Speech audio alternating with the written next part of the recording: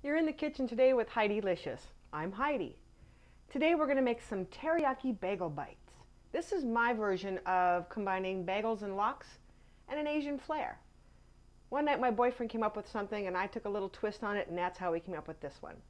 It's delicious, it's quick, it's an appetizer. It can even be a main course if you eat enough of them. Let's get cooking and look at our ingredients.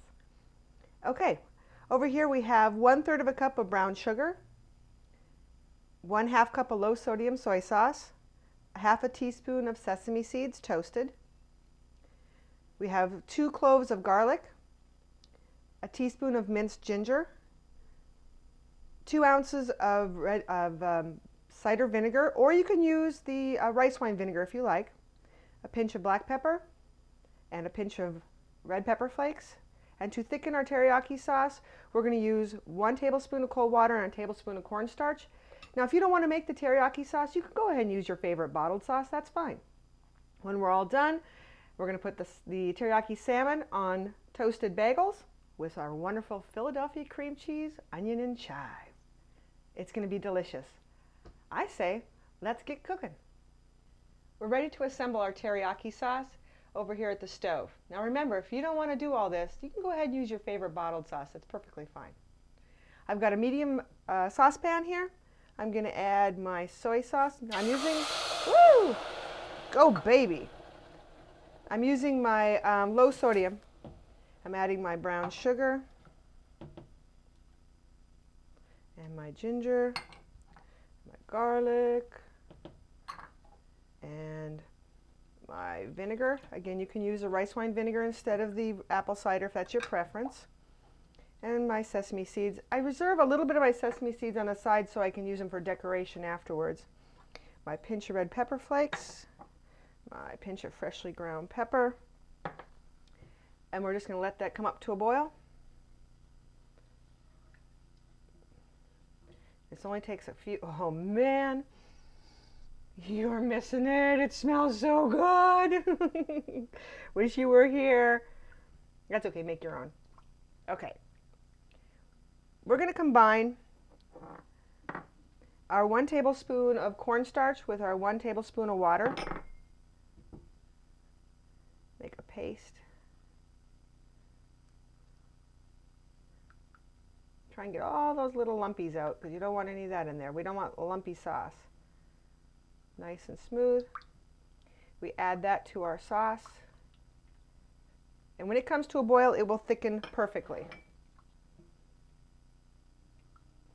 Give that just a second. I've preheated my broiler to high, and I've set my racks in the oven 4 to 6 inches below the element. I'll probably cook this salmon for about 4 minutes and then rebaste it. Another 4 minutes, rebaste it until it's nice and flaky. You want to do that rebasting so you get a nice crust, a nice glaze on top of that salmon so that it tastes really good, and every piece has a bit of that really good teriyaki sauce on it when we put it on the bagels. Okay, let's go back to our sauce. Look at this, look at this. See how it's coating the bottom like that?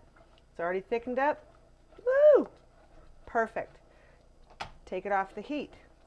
Now, I'm going to show you a little bit of safety here, you guys. You need to take some of this sauce and put it aside for afterwards so that you're not cross-contaminating between the raw salmon. Okay. So, let's take this and we're going to baste it over our salmon just like that. Okay. This is going in under our broiler for about 4 minutes. And we'll rebaste again 2 more times, and we'll check to see if our salmon is done. It should be nice and flaky and just done, not too much. You want it to be tender and juicy. All right, we're ready to baste our salmon. It's been 4 minutes, so I use some of the same sauce. Use a nice liberal portion, getting every little bit here, because it's going to make a great glaze on here. Back over to the broiler for a couple more minutes. Reset that timer. Don't want to burn it. The internal temp should be 135 and 140. The carryover cooking sitting on the countertop here will make it safe and make it perfect. Excellent. Now we're going to put our bagels into the oven under the broiler for a couple minutes. Of course, we're not going to leave those unattended because we know how quickly they can burn.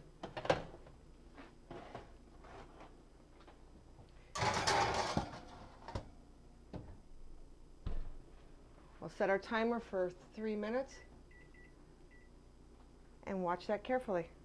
If you've got extra teriyaki sauce, you can also put a little bit more on top. Our teriyaki bagel bites are ready for assembly. The salmon is out of the oven. It's been well glazed and it's between 135 and 140 degrees initially, and that's carried over to about 150 degrees. We have our cream cheese with chive and onion, our toasted bagels, some sesame seeds for decoration, and our nice and safe teriyaki sauce that we didn't use on the raw salmon. This is when we set aside. So all you have to do is take some of this really good room temp cream cheese, smear a nice dollop. It's about between 2 teaspoons and a tablespoon on there. And then we put some of our salmon on here.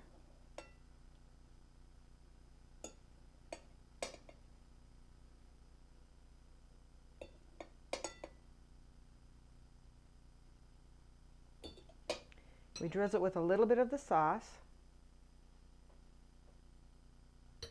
and a sprinkling of the sesame seeds. I'm going to assemble the rest of these and then we'll plate. Ready to eat? Our teriyaki bagel bites are ready to eat. Here they are plated. Just a reminder, we're using Philadelphia cream cheese in this. It's delicious. It's toasted bagels, cream cheese with chive and onion, with some teriyaki salmon and some sesame seeds for a garnish. Don't mind the sake bombs we got over here with a little bit of sake and some Japanese beer. They go great with the teriyaki salmon bagel bites. I'll save you one. Ready?